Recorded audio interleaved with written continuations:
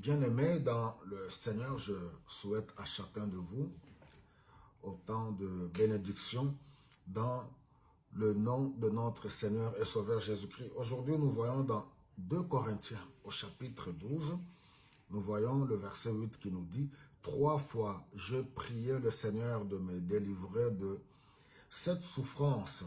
Il m'a répondu, ma grâce te suffit, ma puissance se manifeste précisément quand tu es faible. » Et voilà, c'est l'apôtre Paul qui est l'auteur de cet écrit.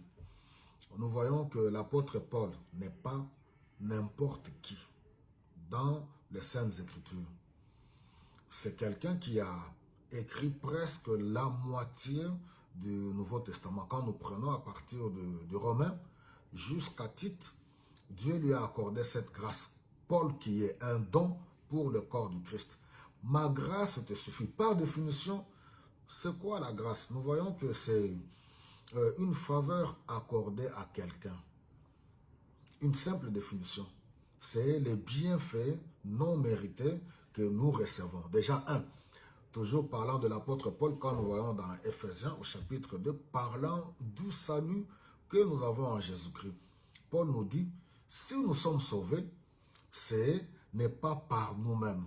Si nous sommes sauvés, c'est par la grâce de Dieu, par la foi en Jésus-Christ.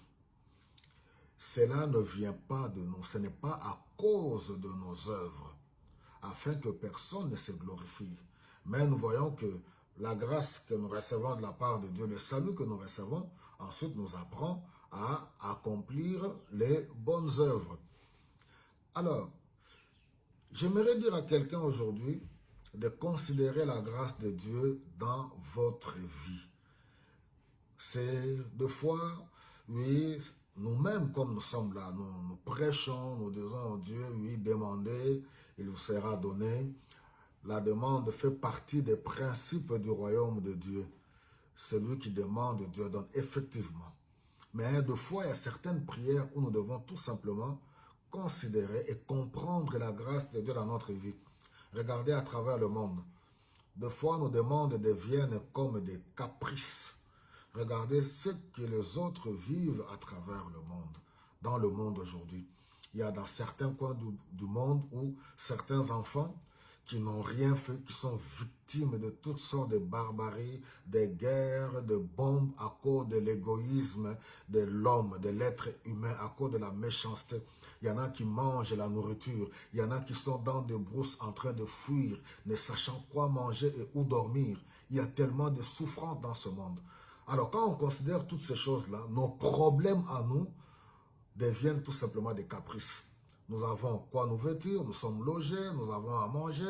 Et des fois, je dis même à nos enfants ici en Occident, arrêtez avec les caprices, profitez de toutes les grâces que vous avez dans des pays occidentaux. Vous avez la possibilité d'étudier, vous avez beaucoup d'avantages, étudier, ayez des diplômes, ayez des qualifications, des compétences et avancez, réussir dans votre vie. Voilà Paul, qui est un don de Dieu, que Dieu a utilisé puissamment, mais qui avait une souffrance dans la chair. Il était malade dans son corps. Et voilà, il nous dit que j'ai prié 3 fois. Le Seigneur me dit, ma grâce te suffit. Alors, Dieu agit dans la faiblesse pour manifester sa puissance.